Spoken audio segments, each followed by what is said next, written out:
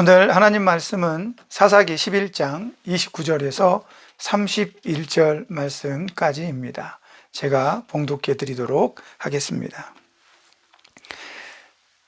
이에 여호와의 영이 입다에게 임하시니 입다가 길르앗과 므낫세를 지나서 길르앗의 미스베에 이르고 길르앗의 미스베에서부터 암몬 자손에게로 나아갈 때에 그가 여호와께 소원하여 이르되 주께서 과연 암몬 자손을 내 손에 넘겨주시면 내가 암몬 자손에게 평안히 돌아올 때에 누구든지 내 집 문에서 나와서 나를 영접하는 그는 여호와께 돌릴 것이니 내가 그를 번제물로 드리겠나이다 하니라. 아멘. 본문의 말씀으로 마음이 다급할 때라는 제목으로 하나님 말씀 전해드리도록 하겠습니다.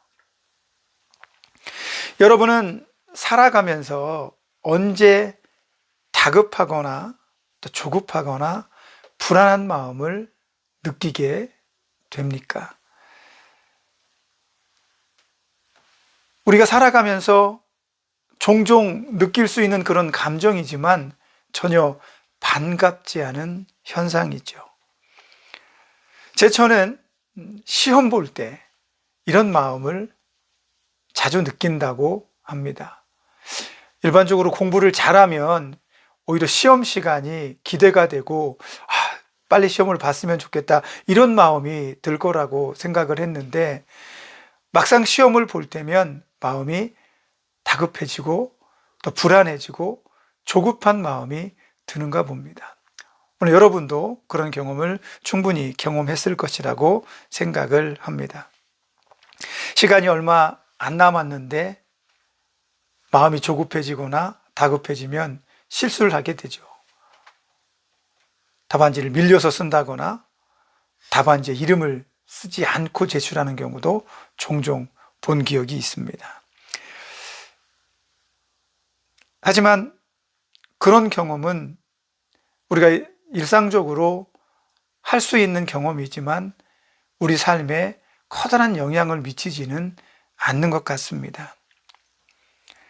우리를 힘들게 하고 불안하게 만드는 그런 일들이 많이 있지만 우리는 우리 삶 속에서 그러한 것들을 어느 정도 또 감내하고 또 이겨나가는 방법들을 터득해내기도 합니다.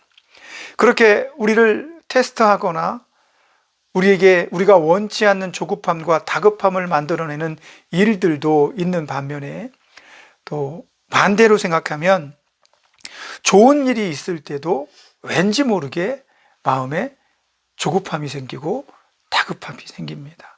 그러므로 인해서 좋은 일인데도 어쩌면 살짝 불안한 것 같은 그런 느낌이 들기도 하죠. 이거 정말 잘 될까? 잘 됐으면 좋겠다. 많이 준비했는데 빨리 했으면 좋겠다. 어서 왔으면 좋겠다. 어렸을 때 수학여행을 생각해 보면 어쩌면 쉽게 이해가 될지도 모르겠습니다. 멀리 이제 제주도 더 좋은 곳으로도 가죠, 요즘엔. 며칠 전부터 마음이 설레고 준비를 합니다. 근데 막상 떠나는 날 며칠 동안 준비하고 계획했는데도 두고 오는 물건들이 있더라고요. 이런 경험들을 여러분들 해보셨을 겁니다. 또 운동을 한 사람들은 공감하실지도 모르겠습니다. 상대방 선수를 연구하고 분석을 하죠. 그리고 나서 시합에 나가면 이렇게 해서 이렇게 하겠다라고 마음을 먹습니다. 근데 막상 시합에 들어가면 다 잊어버립니다.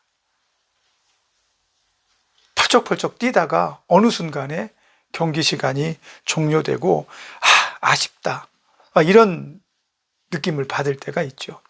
하지만 이런 일들은 많이 또 반복하게 되면 나름대로 여유 있는 경험 또 여유가 생기기도 하죠. 이런 일들 외에도 비슷한 여러 일들을 여러분들은 떠올리실 수 있을 것입니다. 하지만 한 번도 경험해 보지 못하고 한 번도 만나보지 못한 그런 일들 앞에서 우리는 여지없이 불안하고 다급한 마음, 조급한 마음에 심장이 쿵쾅거리게 만들어지는 것들을 경험할 수 있게 될 겁니다. 그러다가 실수를 하게 되는 겁니다. 앞에 것만 바라보다가 그것만 신경 쓰다 보면 다른 것에 주의를 기울이지 못하고 더 멀리, 더 깊이 바라보아야 되는데 그러한 것들을 잊어버리는 그런 실수를 하게 되는 겁니다. 오늘은 그런 상황에 직면한 하나님의 사람, 하나님께서 도구로 사용한 입다에 대한 이야기를 통해서 마음이 다급할 때 우리는 어떻게 해야 되는가에 대해서 하나님 말씀으로 살펴보고자 합니다. 입다는 성경에서 기록된 하나님의 사람, 믿음의 사람으로는 상상할 수도 없는 일을 한 아주 기이한 인물이기도 합니다. 그는 성경에서 엄격하게 금하고 있는 사람을 제물로 바치는 일을 오늘 본문의 말씀에서 하나님 앞에 약속을 하게 됩니다.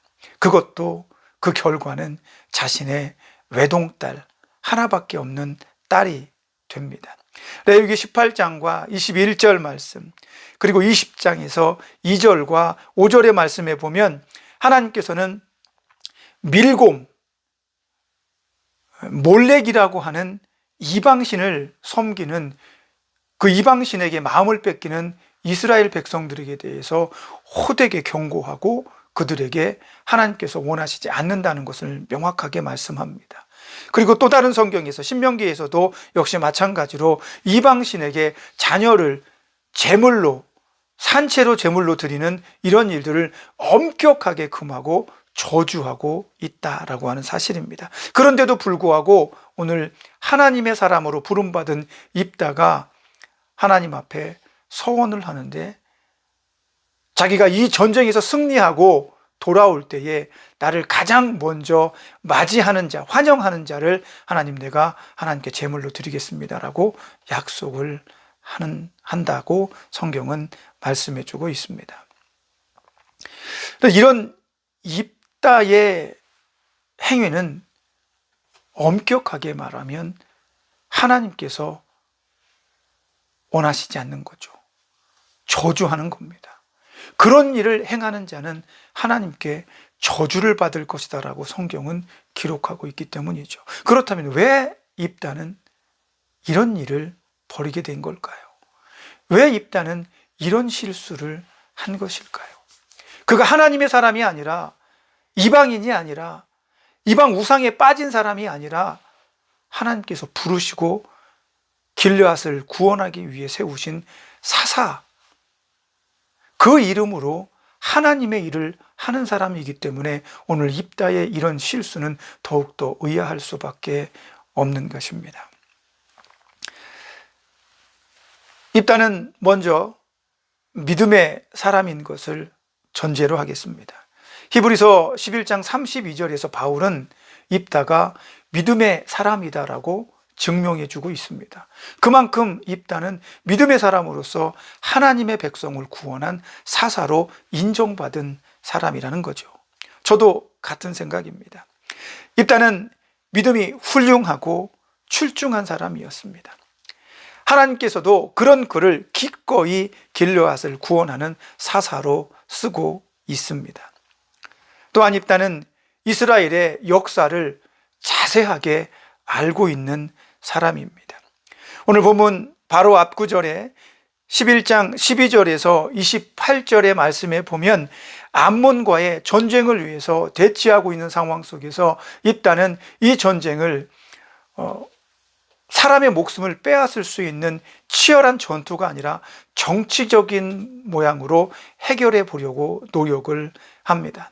그래서 사자를 암몬의 진영으로 보내게 되는 거죠. 그리고 나서 입다는 말합니다. 지금까지 우리가 이 땅에 살면서 지난 300년 동안 한 번도 암몬 너희들은 우리에게 이 땅이 너희 것이라고 돌려달라고 말한 적이 없다. 사실 그럴 수밖에 없는 이유는 민수기에서 이야기하는 것처럼 하나님께서 우리 백성을 이 가나안 땅으로 이끌어 들이실 때 수많은 나라들을 지나가려고 했지만 그들은 거부했다. 그래서 이스라엘 백성은 그들의 땅을 지나지 아니하고 광야로 돌아서 이 가나안, 지금 우리가 살고 있는 이 땅까지 들어오게 된 것이다. 그런데 그곳에서 시혼, 아모리 땅에 거하는 시혼 족속이 이스라엘을 공격하게 됩니다. 우리가 너희 땅으로 지나가도 되겠니? 하나님께서 주신 가나안 땅으로 가기 위해서 우리가 너희 땅을 통과했으면 좋겠어 라고 말하니까 시온은 거부합니다. 거부하는 것뿐만 아니라 그들을 향해서 진을 치고 그들을 공격하게 되는 거죠. 하나님께서는 하나님의 백성, 출애굽을 하는 이스라엘을 공격하는 그 시온을 정복하시고 그 아모리 땅을 빼앗아서 오히려 이스라엘 백성에게 주게 됩니다. 이러한 사실들을 입다는 너무나 잘 알고 있었죠. 그래서 그 사실을 오늘 모압 왕에게 이야기하는 것입니다. 그렇게 이 시혼 족속이 우리를 공격해서 자기들의 땅까지 우리에게 빼앗겨서 우리 땅에 되게 만들었는데 그건 하나님께 대적해서다. 암몬 너희가 만일 오늘 우리를 이렇게 대적한다면 너희는 역시 하나님을 대적하는 존재가 되어서 너희 땅도 우리에게 빼앗길지 모른다라고 마치 협박을 하고 있는 것처럼 보입니다. 이렇게 입다는 정치적인 수단으로 암몬과의 전쟁을 피하고 외교적인 노력으로 이 전쟁을 돌파하려고 했던 것 같습니다. 그러나 28절의 말씀에서 암몬 족속은 입다의 말을 듣지 않습니다. 기어코 전쟁을 벌이겠다라는 거죠.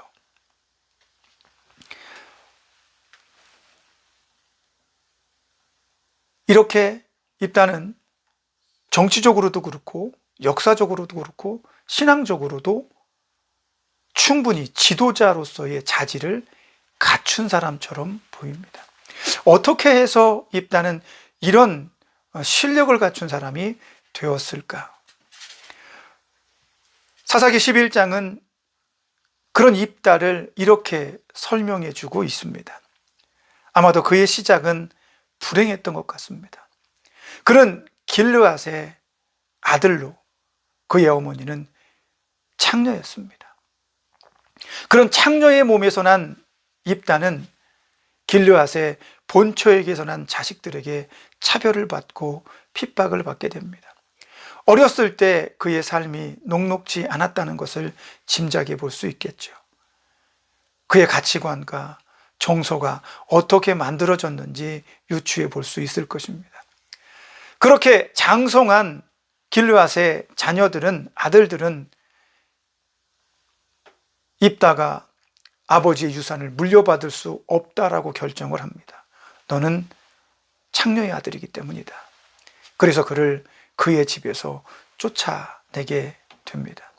그렇게 쫓겨나 형제들을 피하여 돕당으로 피신한 입다의 모습을 보면 아마도 형제들을 많이 두려워하고 형제들에게 많이 속상한 마음을 가지고 있었을 거라고 생각을 합니다.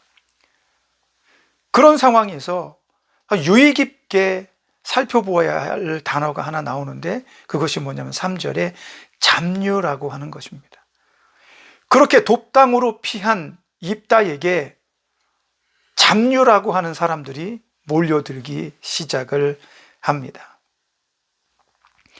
마치 저는 이 장면을 보면서 이 잡류라고 하면 일반적으로 생각하기에는 도적이라든지 강도라든지 불황자라든지 어떤 못된 사람들을 의미할 수도 있지만 다윗의 이야기가 생각이 났습니다. 사무엘상 22장 1절에서 2절의 말씀에 보면 아둘람 굴의 피해 살고 있는 다윗에게 사람들이 몰려들기 시작합니다. 이 사람들은 환난을 당하는 자, 빚을 진 자, 마음의 상처를 입은 사람들, 이런 사람들이 다윗에게 모여들기 시작하는 거죠. 한 400명가량의 많은 사람들이 다윗과 함께 하면서 다윗을 자신들의 우두머리로 인정을 하게 되는 거죠. 저는 비슷한 맥락으로 바라봤으면 좋겠다는 생각을 합니다. 입다라는 사람은 지혜로운 사람인 것 같습니다. 그리고 자기의 민족의 역사를 알고 하나님께서 하신 일들을 자연스럽게 이렇게 설명하는 것을 보면 신앙도 어느 정도 출중한 사람이 아니었나 싶은 생각이 듭니다. 그런 그가 돕당에서 일당의 무리들을 거느리며 우두머리로 살고 있을 때 길르앗 족속은 위기에 직면하게 됩니다. 오늘 본문에 바로 앞서서 지난 시간에 했던 것처럼 10장 마지막 절 30절 31절의 말씀에 보면 28절에서 31절의 말씀에 보면 이스라엘 백성 길르앗 자손들이 암몬과의 전쟁을 앞두고 우왕좌왕하는 모습을 보여주게 됩니다. 이러지도 못하고 저러지도 못하고 누가 과연 여기에 모인 우리 이 길르앗 족속의 군사들을 이끌고 저 암몬과 싸울 것이냐? 네가 할 거냐? 난 힘든데 그럼 네가 할래? 이렇게 우왕좌왕하고 있는 상황 속에서 이 장로들은 입다라고 하는 사람을 찾아가게 되는 거죠. 그만큼 그 길르앗 족속들이 위기에 처한 그 사람들이 보기에 입다는 실력과 능력을 갖춘 사람으로 보였다는 겁니다. 그래서 입다를 찾아갑니다. 당신이 만일 우리를 위해서 이 전쟁에서 승리한다면, 우리의 장관이 돼서, 우리의 지도자가 돼서 이 전쟁에서 승리한다면 당신을 우리의 지도자로, 우두머리로 인정하겠습니다 라고 이야기하는 거죠. 그만큼 입다는 실력과 능력을 인정받는 그런 위치에 올라와 있었다는 겁니다. 결과적으로 29절에서 하나님은 길르앗 장로들의 영입을 받은 입다에게 성령을 임하게 하십니다. 성령의 임함을 받은 입다는 암몬과의 전쟁에서 승리하고 그들의 항복을 받아내게 되는 것입니다. 그리고 그는 길르앗을 구원합니다. 그런데 오늘 본문의 말씀, 저희가 읽은 본문의 말씀에서는 이 입다의 치명적인 실수가 일어나게 되는 거죠. 이렇게 훌륭한 사람이, 어느 정도 신앙이 있는, 하나님의 도구로 쓰임받을 수 있는 이 사람이 어떻게 이렇게 말도 안 되는 실수를 할 수 있을까? 하나님의 영이 임했지만 입다는 다급한 마음이 있었던 것 같습니다. 그런 다급한 마음에 그는 안 해도 될 약속을 하나님 앞에 하게 되는 거죠. 오늘 본문에서는 서원이라고 말하는데 이것은 내가 하나님 앞에 약속을 하고 반드시 지켜야 하는 것을 의미합니다. 마치 이 서원과 약속은 아브라함과 하나님의 약속에서 출발합니다. 하나님은 아브라함과 약속을 하십니다. 재물들을 반으로 쪼개서 가르고 난 다음에 하나님의 불이 그 가운데로 지나가고 아브라함도 그 가운데로 지나가는 겁니다. 이게 고대 근동 지역에서 성행했던 약속의 모습입니다. 하나님은 일부러 아브라함에게 확신을 주기 위해서 이 약속의 방법을 선택을 하셨습니다. 근데 이 약속의 의미는 내가 이 약속을 지키지 않으면 이 두쪽난 재물처럼 나도 두쪽나겠다라는 것을 의미하기 때문에 이 약속, 이 소원은 반드시 하나님 앞에 지켜야 하는 것입니다. 하나님은 재물로 사람을 받지 않습니다. 한 번도 그렇게 하신 적이 없습니다. 무슨 말씀이세요? 하나님이 아브라함한테 이삭을 제물로 바치라고 했잖아요. 맞습니다. 하지만 하나님은 그 이야기를 끝까지 자세하게 깊이 들여다보면 하나님은 절대로 이삭을 제물로 받을 마음이 없으셨다는 것을 우리는 알 수 있습니다. 아브라함이 칼을 들어 그를 찌르려 할 때 하나님은 다급하게 그 행위를 말립니다. 그 행위는 오로지 테스트였습니다. 아브라함의 믿음을 가늠해 보려는 하나님의 시험이었다라는 겁니다. 그것과는 다르게 오늘 입다는 자기를 마중하는 기쁨으로 전쟁의 승리를 맞이하는 그 사람을 굳이 왜 제물로 드려야 했을까? 그의 마음속에는 조급한 마음이 있습니다. 하나님께서 나에게 이 일을 맡기시고 내가 이 전쟁에서 하나님과 함께 승리할 것을 알았지만 그는 불안한 마음이 있었던 거죠. 뭐라도 하고 싶은 겁니다. 이 일이 꼭 일어났으면 좋겠는데, 꼭 내가 승리했으면 좋겠는데, 하나님께서 나와 함께 하셔서 내가 이 전쟁을 꼭 승리로 이끌었으면 좋겠는데 내가 뭐 할 수 없을까? 기도해야지. 맞습니다. 기도해야지. 기도하면서 내가 뭔가 하나님께도 좀 뭔가 소중한 약속을 좀 할 수 있는 건 없을까? 우리는 어떤 중요한 일 앞에서 이런 감정과 이런 마음을 품게 될 수도 있습니다. 내가 무언가라도 해서 하나님의 마음을 움직여서 내가 원하는 이 일을 꼭 이루고 싶은 그 마음이 열망이 되고 욕망이 되어져 버리면 조급해져서 실수할 수밖에 없는 상황에 다다르게 될 것입니다. 오늘 입다는 그러한 상황에 직면해 있습니다. 하나님께서 그를 사용해서 길르앗을 구원하리라, 이스라엘을 구원하리라, 이미 10장 29절에서 하나님은 그 마음에 아픔을 갖고 계셨습니다. 내가 너희를 구원하지 않을 거야. 다른 신에게 가서 알아봐 라고 말했지만 하나님은 그들을 측은히 여기십니다. 불쌍히 여기십니다. 애초롭게 여기시고 애틋하게 여기시며 이미 구원하시기로 작정하시고 그 구원자로서 입다를 선택하시고 그에게 성령을 부어주셨습니다. 그러나 입다는 마음에 다급함이 생긴 것 같습니다. 내가 뭐라도 해야 되겠다. 큰 거 뭐 있지?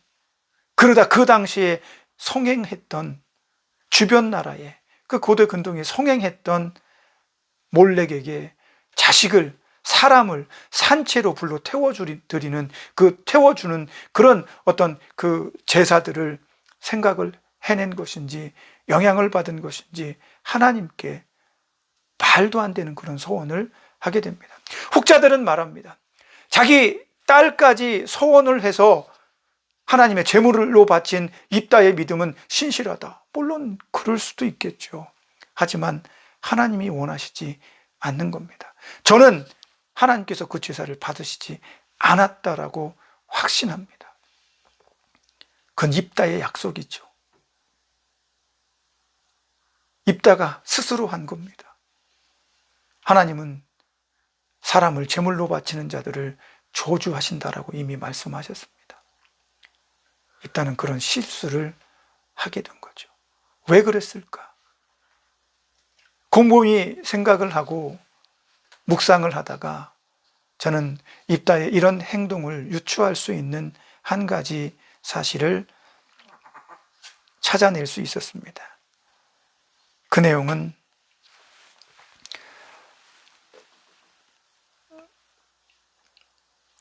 바로 이런 것입니다.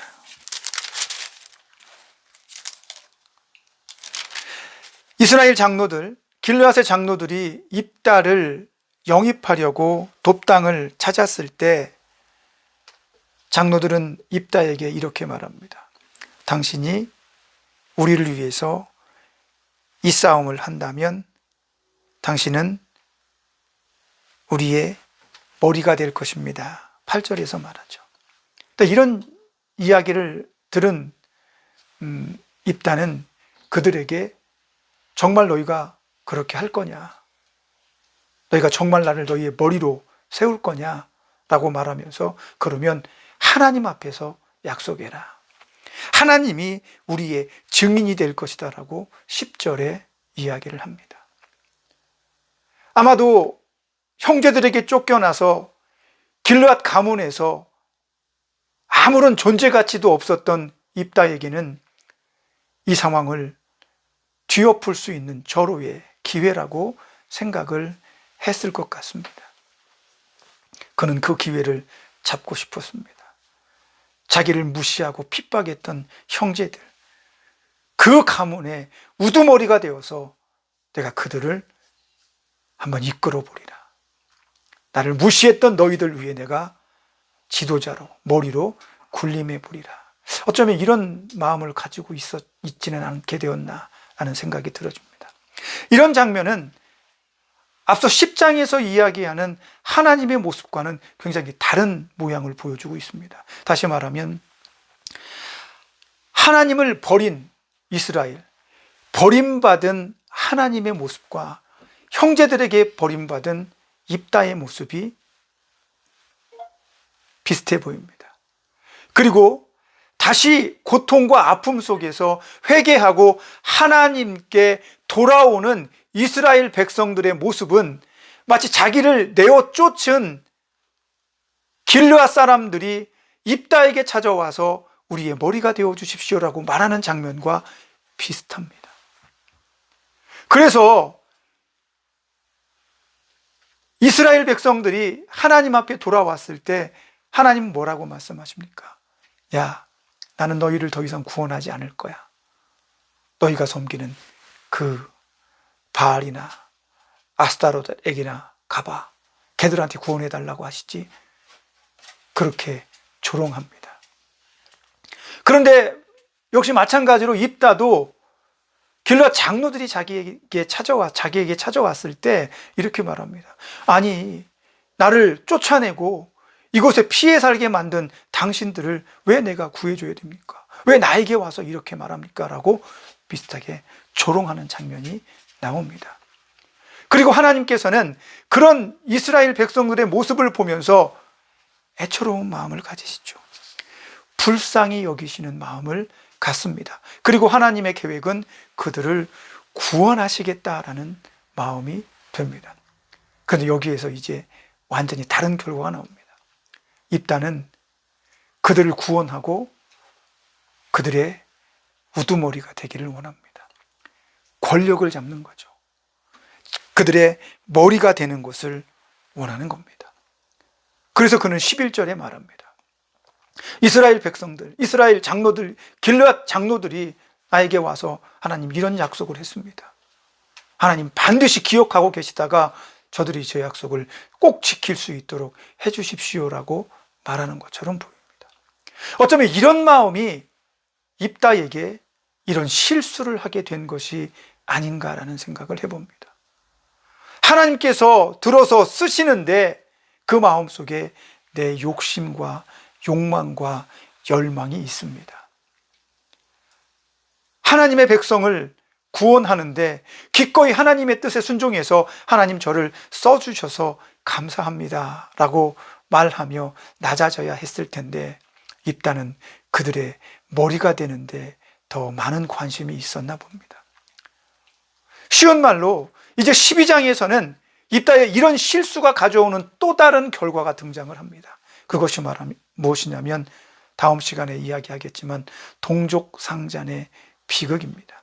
에브라임 지파가 입다에게 와서 시비를 겁니다. 왜 이 전투에 우리를 부르지 않았느냐. 그 일 때문에 입다는 물러서지 않고 그들과 대립함으로 전쟁을 일으키게 되는 거죠. 수많은 백성이 죽음으로 몰리게 됩니다.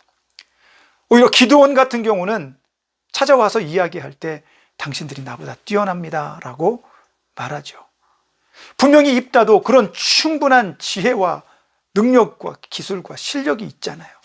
하나님의 역사를 잘 알고 있고 이 모든 되어지는 일들 가운데 하나님께서 하시는 것을 알고 있었지만 입다는 지금 이 순간 길르앗의 머리가 되는 일에 집중한 것 같습니다. 그렇게 입다가 길르앗의 머리가 되기 위해서 집중할 때 그는 마음이 다급해지고 조급해지며 불안하게 된 것입니다. 결국 그는 하지 말아야 될 약속을 하나님 앞에 해버리고 맙니다. 저와 여러분 믿음의 사람으로 힘차게 앞으로 나아갈 것입니다. 어쩌면 지금 여러분 가운데는 하나님께서 쓰시는 일꾼의 모습으로 살아내고 있는 분도 있을 것입니다. 하지만 그때라도 가장 중요한 것은 내가 지금 하나님 앞에서 잘 쓰임받고 있는지, 하나님께서 나를 쓰시니까 내가 조금 더 더 위대하게, 더 훌륭하게 돋보이기 위해서 하나님 앞에 해서는 안 될 일들을 하고 있는지, 내 안에서 쓰임받고 있으면서도 또 다른 나의 열망과 욕망이 나를 사로잡고 있는 것은 아닌지 살펴보아야 하겠습니다. 입다는 바울의 말처럼 믿음의 용사입니다. 그럼에도 불구하고 그는 실수를 합니다. 그 실수는 그의 욕망에서부터 시작되며 그의 부서지고 깨어진 과거에 대한 보상으로 이스라엘의 머리가 되는 것을 원했기 때문에 일어난 일은 아닌가 생각해 봅니다. 입다는 훌륭한 사람입니다. 그러나 인간적인 다급함이 그를 결국 넘어지게 만들었습니다.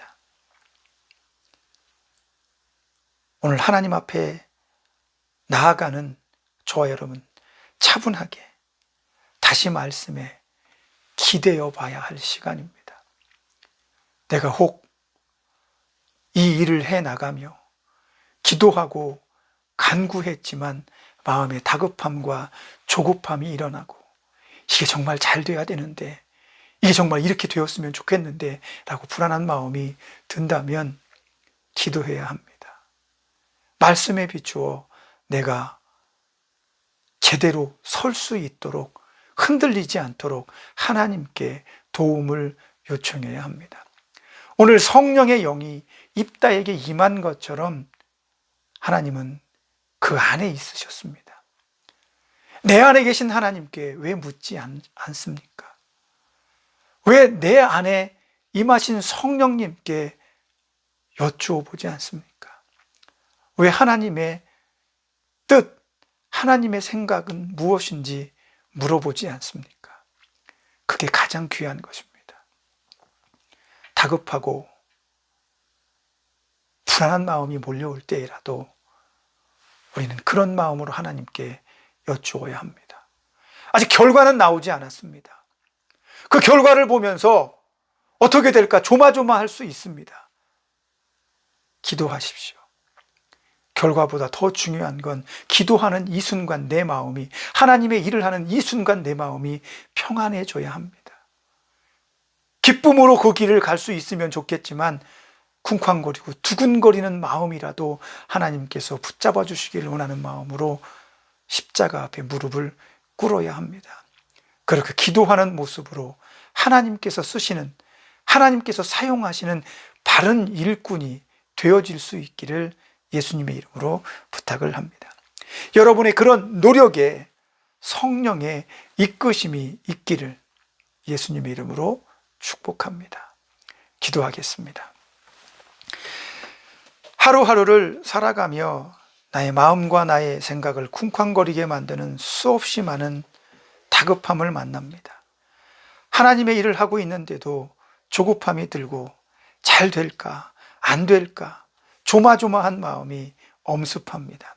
그럴 때에 실수하지 않도록 기도하고 하나님의 뜻을 되묻고 우리 안에 계신 성령의 뜻은 무엇인지 묻는 지혜로움이 있게 하여 주옵소서. 그런 믿음의 노력들을 통해 하나님께서 아름답게 우리의 삶을 일구어 가실 때 오직 영광은 하나님께 돌리게 하고 우리가 얻은 모든 승리의 기쁨은 하나님께 내어놓는 믿음의 사람들이 되게 하여 주옵소서. 그러기 위해 깨어있게 하시고 성령의 음성에 귀를 기울이며 늘 성령에 순복하고 복종하며 순종하는 아름다운 우리가 되게 축복해 주옵소서. 예수님의 이름으로 기도합니다. 아멘.